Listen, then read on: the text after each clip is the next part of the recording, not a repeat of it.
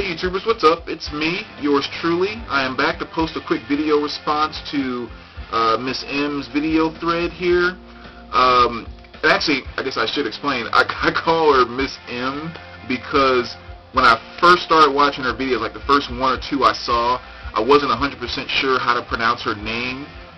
So I kind of put in my head Miss M when I thought about, going to her channel or whatever. And then I learned how to pronounce her name, but Miss M kind of stuck. So, I don't know, I tend to do that, just like, make up little nicknames for people, so no offense or anything, I just had in my head Miss M. But, she's one of the few females in our vinyl community, which if there are any of you watching, definitely kind of join in this. We would love to have more female opinions on things here as well. But she's been holding down the fort for you guys for quite some time, and she came up with 5 really good questions, and I want to just kind of jump in on it, and as always, see what you guys think.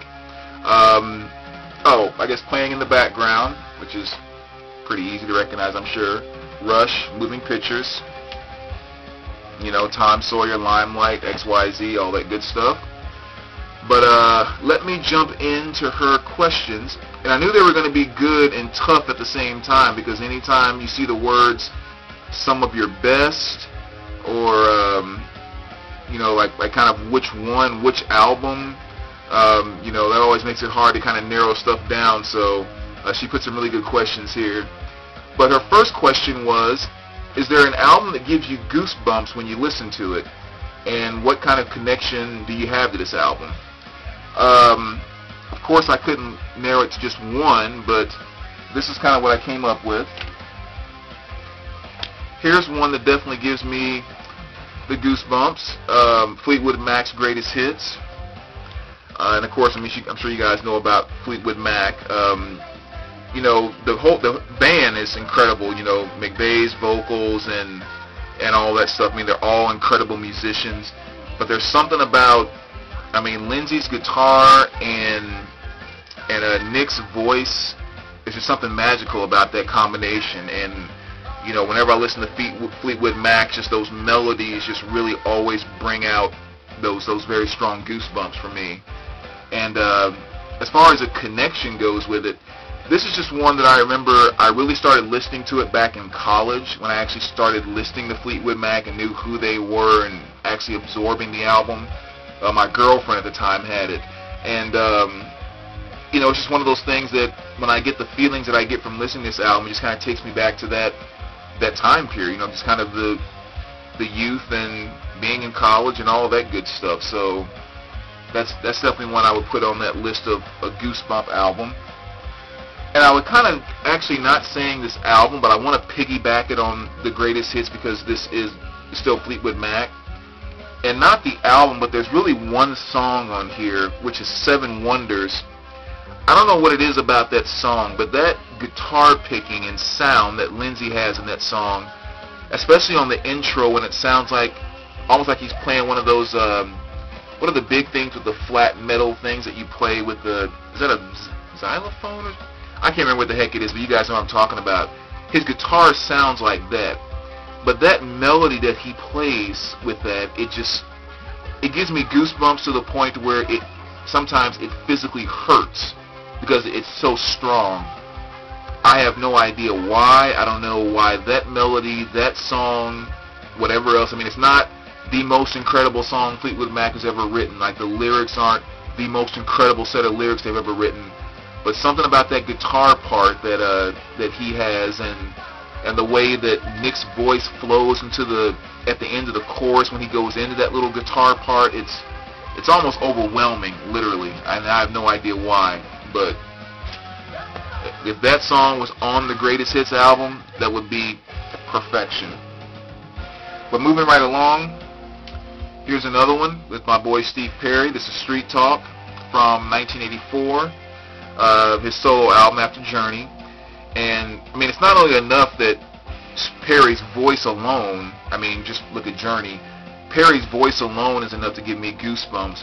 But when you take his voice and you put it to a song like Captured by the Moment or Go Away, it's overwhelming. To me, literally, it's overwhelming that no voice that strong, powerful, beautiful, whatever else, should be in combination with that type of melody. It's just too powerful.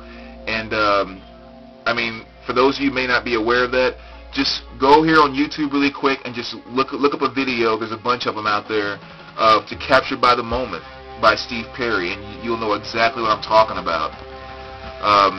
Especially in the song Captured by the Moment, because again, you're taking all these elements, a great melody, one of the best voices of all time, and then you're putting it with the subject matter of, you know, honoring Martin Luther King and the Beatles and Otis Redding and Janis Joplin and Sam Cooke. I mean, who else did he talk about in that song? JFK. I mean, it's powerful stuff. I don't know how you can listen to that without getting a goosebump. But last but not least, I won't spend as much time on this one, but this is my number one guy. Song to song, front to back, no song takes me to that point of having goosebumps and just keeps me there throughout the entire album from front to back. Seal 4 is one that does it like no other album does. I don't have to know what Seal's talking about. I don't have to know the lyrics, anything. It's just that guy just knows how to pour emotions in the albums. I don't know how he does it, but he's one of the best. So that has to be my number one front to back goosebump album right there. And you know, I didn't want to not necessarily cheat, but I didn't want to cop out and use Metallica's Master of Puppets, because that's always an answer that I give in terms of what's your best favorite and all of that. So I left that one out this time, but as an honorable mention, I have to make sure that album should be in here as well. But let me move along. What's your current music obsession? Question 2. Two things I've been doing a lot of lately. I haven't been exploring as much new music. I've spent the last few weeks really digging back into my collection and pulling out stuff that's kind of got lost in the stacks and that type of thing. So my in rotation stack here has really been rotating a lot of albums lately, just revisiting you know, a lot of stuff I've already had in my collection. So I've done that a lot more in the past 2 weeks than I have in a long time. The second thing would be I've been really kind of digging back into the 80s the last 2 weeks as well. I mean, the 80s are always a regular on my playlist, but like this weekend, for example, I probably spent a good 5 or 6 hours just watching 80s videos on YouTube over and over and over and over, just pulling up everything I could remember. So any of you guys that kind of subscribe to me, or you know, friends or whatever, you know, sometimes when you hit the thumbs up or that you like something, it'll show like Mr. Hall of Fame like this. You probably saw tons of that 80s stuff from me over the past week or so. So that's kind of been the two areas of my obsession with music over the past few weeks. Question number 3. So show some of your best thrift store and flea market finds. I had a hard time just kind of really recalling what some of those were, so I kind of skipped that question. And I'm sure you guys are getting tired of me using my Blonde on Blonde as one of my best, you know, thrift store slash garage sale type finds. So I'm just going to skip that question this time. Question 4. What record in your collection are you most proud of? There's a couple that kind of came to mind. I was going to go with my Smashing Pumpkins, Melancholy, but then I kind of really thought about it a little bit more, and I think 2 of which I'm very, very proud of. Number 1 would be the Better Off Dead soundtrack from the 80s movie Better Off Dead with John Cusack. And I think one of the reasons why is this was one of the first albums that I actually got into a search mode for when I started collecting vinyl. You know, prior to that, it's just kind of I wandered to a store, and if I saw something, I picked it up. Like I said, this is one of the first ones where I actually was kind of seeking out and saying, I have to find this. I'm looking everywhere. It's not my most expensive album. I mean, it's probably worth, they maybe go for like $35 on eBay, $40 maybe on eBay. But I think I got this one for $10, and I found it at a store. But so that's definitely one I was proud of. It's one of my first vinyl conquest, if you will. And then the next one I think would have to be this one here, which is Stone Temple Pilots' Core. I know this is one of my favorite albums from that grunge period, that 90s, early 90s period. And I've always thought of this as being kind of one of the perfect albums. You know, it had a flavor of grunge in it, but at the same time, it was as hard as any metal stuff that was out there. I mean, just heavy, heavy riffs in this album.